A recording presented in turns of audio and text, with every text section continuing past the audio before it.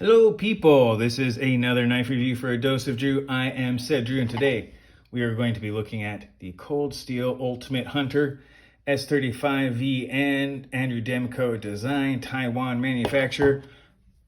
Design of the knife, I wasn't quite sure when I first saw Ultimate Hunter exactly what that would be, but I have come to realize that this is actually a very well designed knife, and the name is quite apt to the design. Couple of things first. One, it is a lockback design with the triad lock. If you don't know anything about the triad lock, you can actually see it pretty good when you take a look in there. There's a stop pin that goes with blah blah blah blah blah. It's pinched. There's a lot of good design stuff on it. It is also a thumb stud lockback, which is nice. It is not a reversible clip, but you do get a left-hand one that comes with it in the box. I don't use it. I'm not left-handed. And the thumb stud, while right-hand bias to start, is also removable and flippable, so you can do it. And it does have pretty good action. A little bit of wrist to get it, but it's actually one of the more drop-shutty folders I've had, but that's a pretty solid, thick blade to go out there.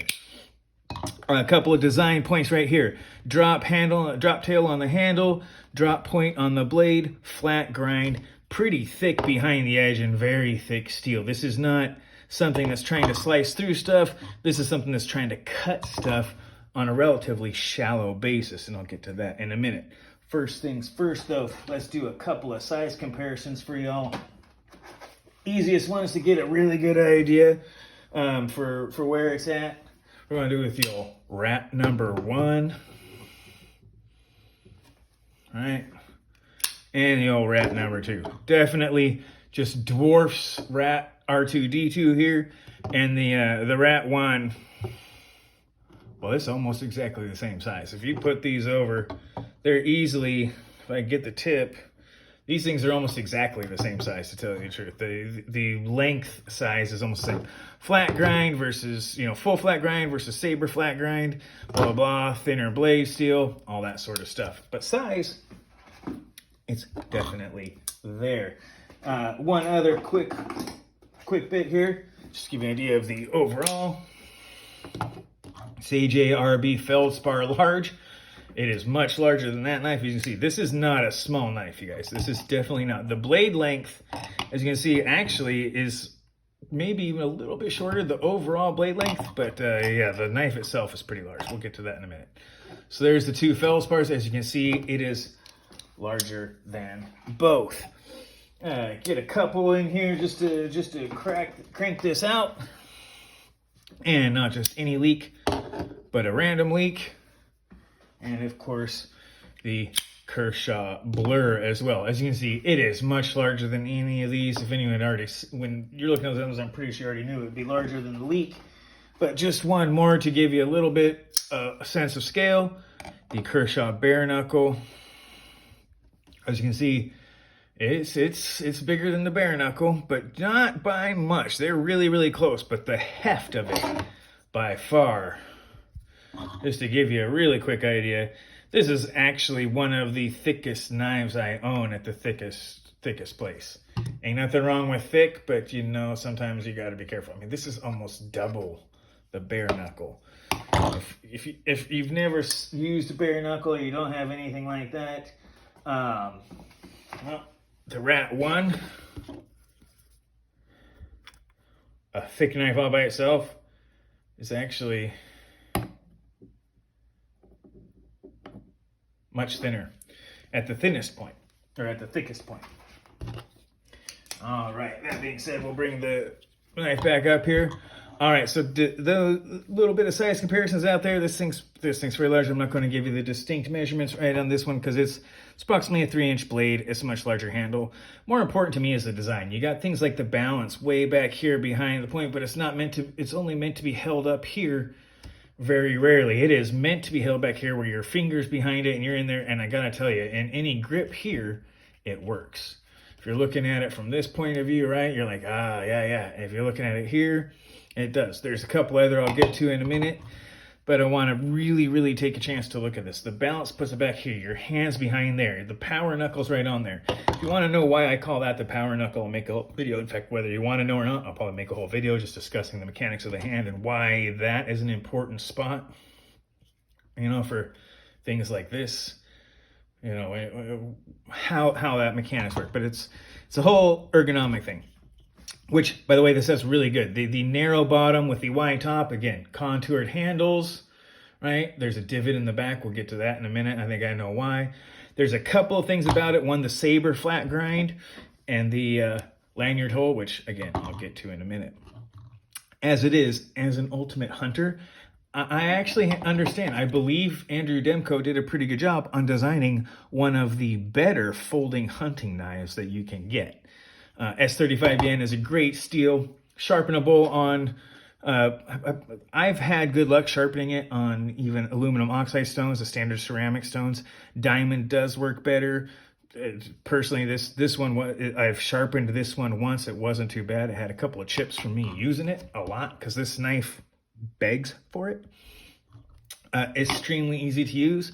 And you know, the aesthetics of it are really good. The drop handle is something that I don't think a lot of people truly appreciate, but I'll get to that in a minute. It is an outstanding design bit. You know, you get up here, it is not meant to have a full finger, right? You get up here, you can, right? There's a little flat spot right in front there, and there's no, you know, no sharpening choil or anything, so you don't have any little hook to get on there. But if you're pushing when you do this, you run a pretty solid risk of running your finger up on that edge. And it's sharp. Cold steel has sharp edges. They bite really hard. This is my own edge. This is not the factory edge. Yeah, that's a whole different story. Now, getting into some other parts of the design. Triad lock, right? You can see stop, pin, squeeze between. There's a little bit. So triad lock is solid. It is a flipper, and it has one of the better actions of a lock back. And that it just takes a little bit, and actually it only takes wrist because I'm doing it on camera.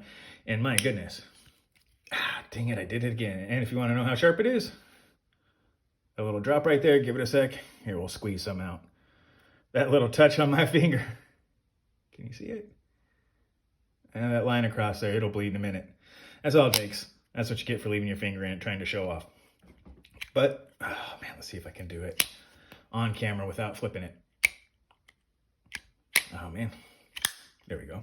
Still move my hand a little bit. Sorry about that. Oh yeah, so there you go. That's what it looks like. Bleeding on camera. Hope that's not going to get me taken out. Aesthetics. If you're worried about the aesthetics of this knife, I'm going to tell you right now, the main selling point of this knife is the design. The aesthetics are secondary to design. It looks good, but it's meant to perform. It's meant to work. This is actually a working knife. And I'm going to get right into that because the mechanics and its, you know, and noteworthy intended purpose, it's a hunting knife. It's meant to be either a backup or a folding hunting knife to go in there. So if you're hunting and all stuff, so you're going to be talking about things like dressing an animal. You're going to be talking about things like opening up and all that sort of stuff. Things a lot of people don't want to talk about.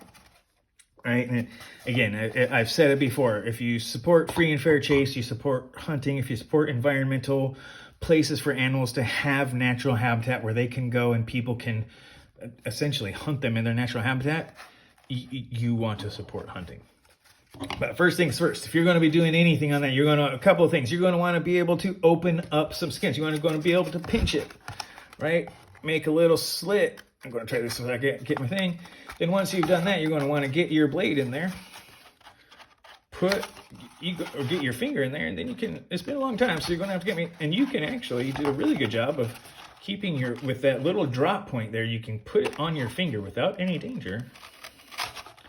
And I'm not, this cardboard isn't doing it. I'm trying to keep it on camera, not cut myself.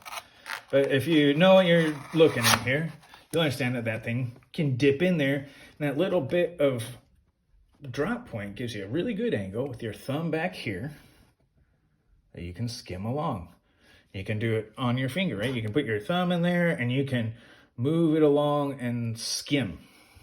The other thing it does really good, this little bit right here, right? You can, if you're scoring around, say a joint or a leg, you can definitely score around, flip it. And this little bit right here now allows you to easily score around in a draw cut. You're not going to push your hand on, actually you're not pushing this way, but pulling around with that little bit. Oh yeah, you want to push like this, your fingers cut. Like if you want to push on there, you can. If you want to pull, you can. Now, let's get into both the lanyard hole, this, and this little drop tail right here, because this is really where things get nuts. And I'm gonna drop it. I don't usually use a lanyard, but for this particular purpose, I'm gonna try and get one in here. All right, so now we've got this lanyard, right? And it is just, it's not tied, you guys, so don't get it. But here's why. I can now not only have a divot to keep my finger or fingers, right? I can wrap this around one just as well and get my finger in there and then wrap it up. I now got this supported on the back, and I have this really, really low grip on this knife. I can now extend my leverage, right? I get 2 fingers in here just as easy. We'll wrap it up and then wrap it up so it's nice and tight. And that little divot allows my finger to stay behind the knife, even in a dropped grip with just like 3 fingers, and that's supporting it. I have a 3-finger grip with a support on here. I have the lanyard, right? I have all this stuff helping me out.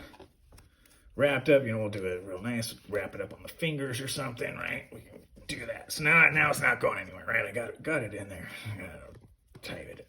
Now it's not going anywhere. This allows me to hack at things. I need to break a joint. I don't really want to. S35 yen is one of the toughest stainless steels. Magnet cut's coming. So it's one of the tougher stainless steels out there for the edge retention. We're talking like D2 level edge retention with, my goodness, better than CPM 154 toughness. You've got really outstanding qualities in this steel for this little bit. So there's a lot of people I know who have wondered what that is. And if you're a hunter, if you've ever used it, I'm going to tell you right now, I'm pretty sure that that's a divot so that you can keep your fingers in there. If I were to use this as a survival knife, it might go in there, but then it would be a straight, right? You could put like a stick or something in there and you could use it as a spear, but then the drop handle wouldn't make sense. By having this drop right here and being able to do that, it gives you this extra leverage so that you can really just slam it down. You can chop with this knife while having your hand well back from the edge. Fantastic little bit of detail work right there in the design. That little divot really, really, really set it off for me when I said, oh, wow. The design of the finger choil where it seems a little off, but then it works both ways so good. Absolutely fantastic. Backlock, can use it with gloves, right?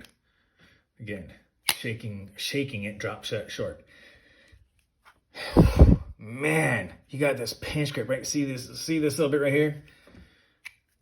If you're going to get up in it and you got this is a great little pinch grip where you just got a little finger if you need to get in there, right? If you're skinning, you're just moving. I'm not trying to slice too much with this, but if I'm peeling skin and I'm rolling that curve through it, right? I can do this back. I can get my fingers. I can even get up in a pinch grip and do it, right? I can do little tiny detail work. I can get my finger up in there. This is fantastic for all that. Almost everything about this design I like. Almost. There's 2 things that I really don't. And they're not necessarily all bad except for one. And I'll hit that one first. And that's this. This has a lanyard hole and it has a little divot. And there's a lot of reasons to have lanyard. This would probably be one of the few knives where I would actually use a lanyard with it except for one thing. It's not chamfered. It's not chamfered at all. And in fact, I have actually tried to use the previous lanyard part I had on this where I had it actually looped where I could come through. Actually got cut off when I was practicing and making sure that I had this right for the video by moving it several times where I was trying to, and I just had it looped around and moving this little string. Again, it's not paracord or anything like that, but rubbing it up against those sharp G10 edges. Oh yeah, cut right through it. G10 can be sharp. It's not forgiving in that sense. It's really great when you have it contoured, but man, a sharp edge will get you. And it cut right through that lanyard stock.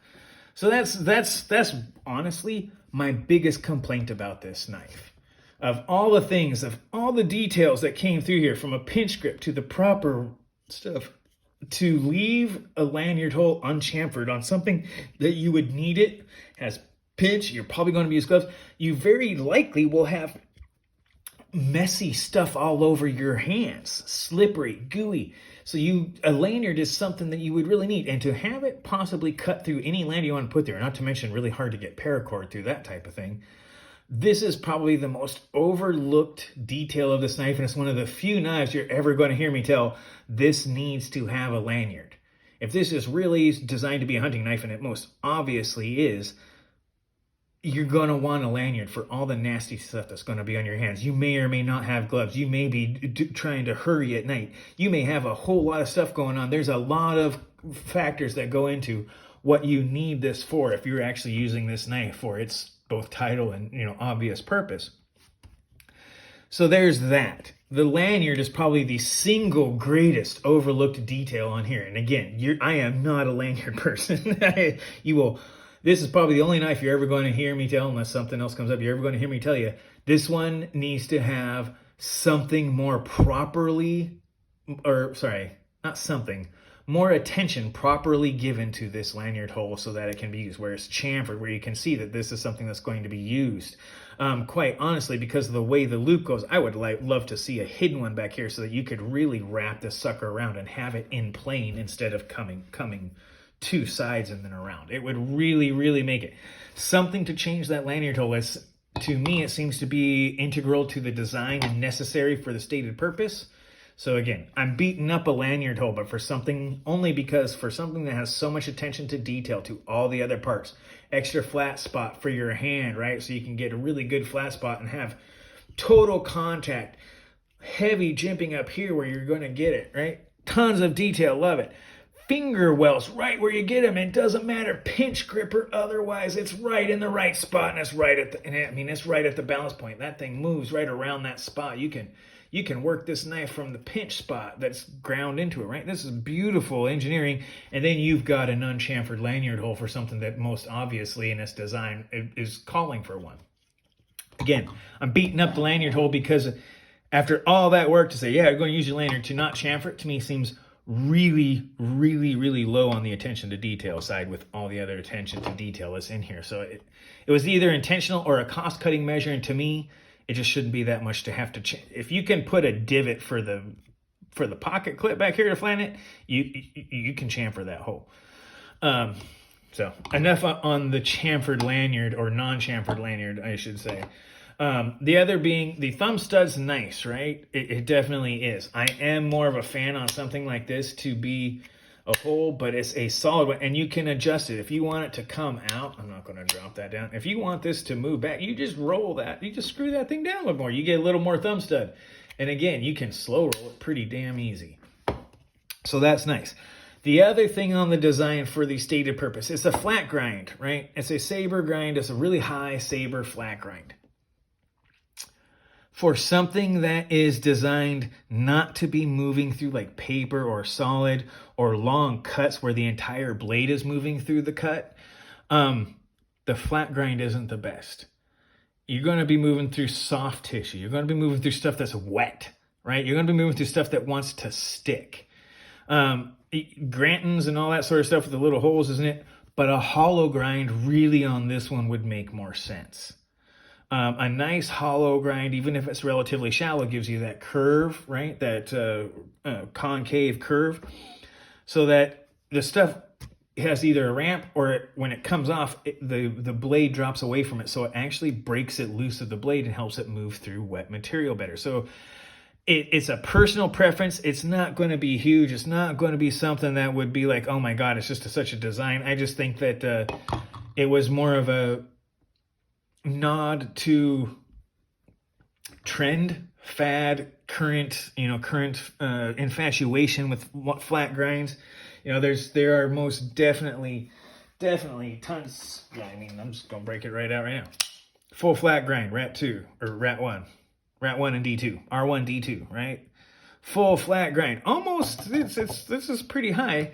But the full flat grind, this is in a thin blade. This is really great for moving through solid material and other stuff where you have to go and move, really thin blade, thin behind the edge. It's got a good shape, full flat grind, so it's a long thing, like a kitchen knife, right? You can slide through stuff when you're cutting through the same cut fairly well with that. if you're making small cuts, like say skinning, cutting out parts of meat, right? You're trying to get in there and make partial cuts where you're going through, but you may still have part of the knife running through different areas, maybe not the same cut. You'll want a hollow grind so that it gives a little bit of air from the edge to the top of the grind. There's a little bit of space where any soft stuff can move or liquid can get in there. Basically, it breaks the surface away so that it doesn't stick. If you've ever seen wet toilet paper stick to something like glass, you'll understand what I'm saying. Dry paper won't. Wet paper sticks to everything, right? So the hollow grind would have been my only other design complaint. If this were to be perfect for its intended and stated purpose, there would have been a little bit of chamfering on here, and I would have gone for the hollow grind. The steel is tough enough to support a hollow grind. It would have been a nice thin, a little bit thinner behind there, maybe not even thinner behind there, but you'd have had a chance to get a quick hollow grind and then maybe taper it out. Either way, you'd be able to break some of the attraction to any soft material that would stick to the flat grind. Again, a design choice I wouldn't have made, but it's not one that's really a deal breaker because this sucker's still going to work. And that's the other thing about it. This is, in some ways, not just a hunting knife. It's a fairly good survival folder. If you have other knives that you think of as that sort of thing, and you got like a fixed blade that you would really use as a hunting knife, and this would be back, I would recommend it. This isn't a bad carry knife. If you're just opening packages with this sucker, I mean, honestly, this thing will cut like the dickens. The steel is well heat treated. It is ridiculously sharp. In case you need a quick reminder, it just barely touched my finger and there's still the blood. So there's that. And that's where I'm going to get right into. The design of this is as a folding hunting knife. It absolutely nails that, right? If I'm getting this, if I'm going to sit here and be like, oh, it gets 9 out of 10, right? It's a half point off for that and a half point off for that, or vice versa, or 1 off for that and a quarter. It's like a 8.75, right? Just a little bit for the hollow grind and almost a full point for that. You know, maybe three quarters for the lanyard and a quarter point for the hollow grind to take a point off of for a 10 out of 10 for the intended purpose and the design purpose. Absolutely fantastic. The aesthetics, I actually love this drop handle. I really wish more knives had this type of handle. This is so comfortable to drop in there. I love these that do the drop, especially when you've got a nice big flat spot. If you can't see that, like you see the flat right there, yeah, it's nice. And then you get to the bottom and boom, right where it drops into your hand, right? You got this nice big wide flat spot that just sits on your hand and is super comfortable for leverage, for twisting, right? It's great. It's ergonomically fantastic, design-wise, aesthetics. It looks good, but its aesthetics take a second seat, or a back seat, however you want to look at it, a back seat to its design function. And I actually like that. Other than the flat grind, I actually like that it does that. You look at this and you're like, oh, what is it? You know, some knives are really like, oh my God, they look crazy. They look, and you're like, what does it do? This one does what you think it will, and you grab it and you understand it. Your hand drops into a natural position with it. I actually love that. And the mechanics of it, my God, cold steel does a great job.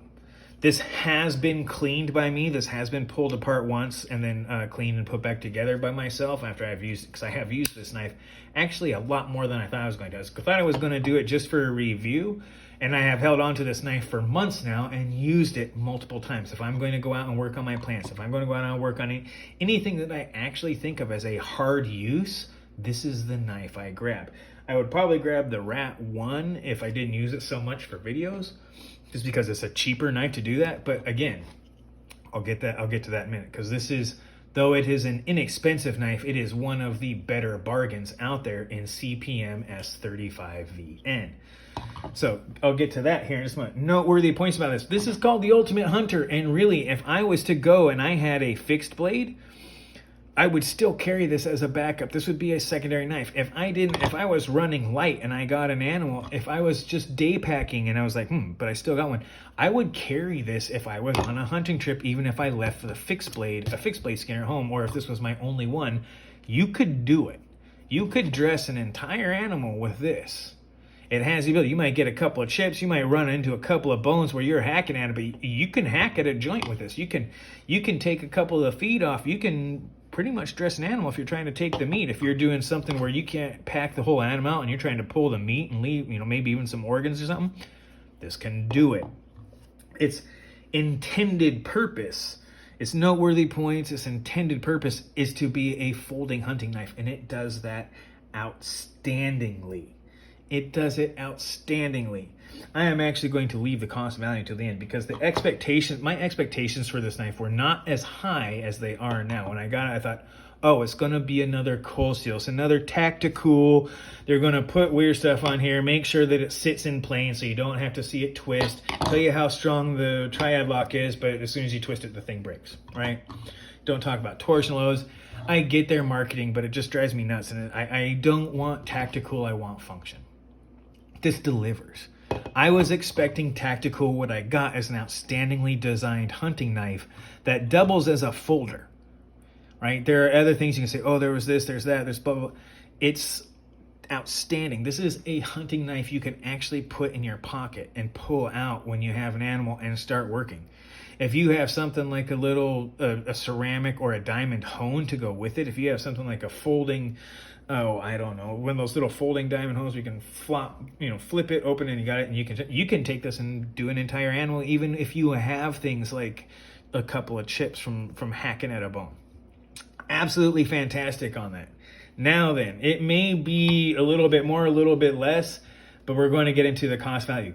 This is $100 knife. It's a little bit less than that. I've seen it as low as $92. I've seen it $107. Usually it's right around $95 to $99, depending upon where you go and who still has it in stock. This is less than $100 for full G10 lockback, extraordinarily well designed, full-size knife that you can get your hand on, contoured handles. You can do the gorilla grip and you got plenty. You gotta, before you get it, I mean, my hand is not the largest, but I've got more than a 1/4 inch on the back, right? And that's on if I go back here, that's on that. I got even more. You can still choke up if you want to, but it's really meant for just like, a little bit of stuff. You got some nice bit for a pinch grip if you have to. If you ever needed to get in there, you can do scoring. The value to cost on this knife is extraordinary. There's other ones. There's definitely ones you can talk about that get up into the $150 range. The Ritter Hogue being a noteworthy point on that. There's several Spydercos in the $120 range, as well as Benchmade's in the $120 to $150 range. You can find several there, and I'm not going to argue about that. If there's one that I would tell you that might give it a run for its money on the value, it is, I don't even know if you can get this anymore. There used to be this 20CV version for $99. I believe you can still find a 20CV version at Knife Center for $120. But again, the $120 is still $20 more than this knife. If you need slim, if you need a pocket knife that's like this, and you want something like this, the $20 probably isn't going to matter. But if you're looking for overall raw value, this knife is going to be hard to beat. And that is just the truth. I didn't have those expectations of this knife. But not only has it beat my expectations, it has won me over. I'm not selling this knife. I thought I might. I thought I might give it away to a hunting friend. I thought this knife is a good hard use knife. It is not inexpensive, but it ain't cheap. And it most definitely isn't overpriced.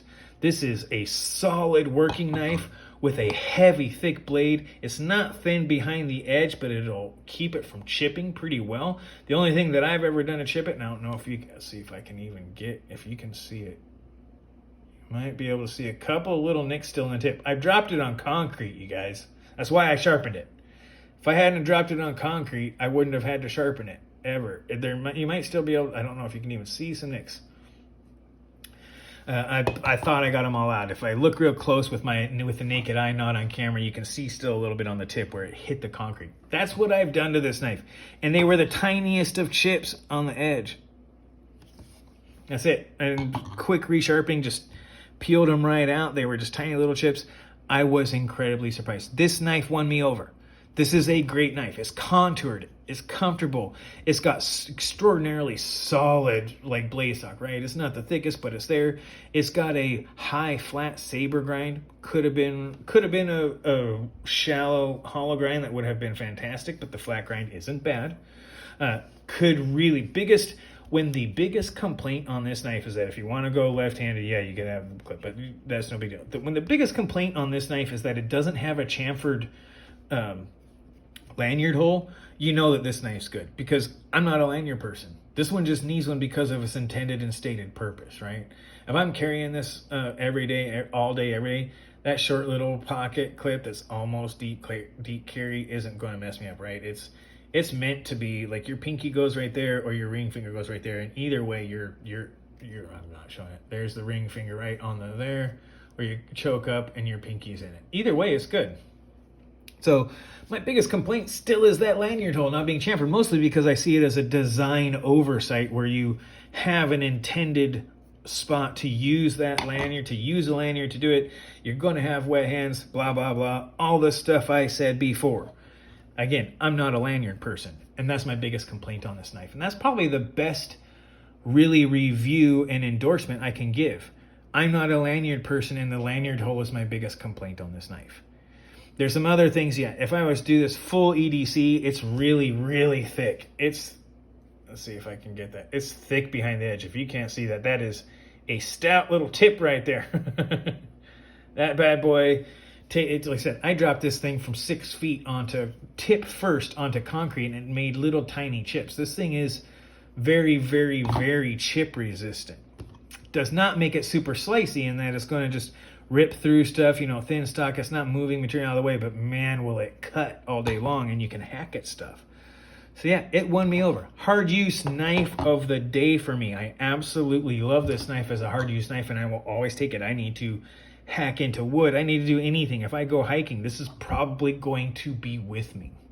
There's a couple of knives I do it, but stainless, S35 VN, all the stuff you need to. I can put one of the few knives I would put a lanyard on, and I already know that given what it is, if I'm in a hiking and I happen to get into a survival situation, this is the knife I would, if I had another one, this is the one I would probably wish I had.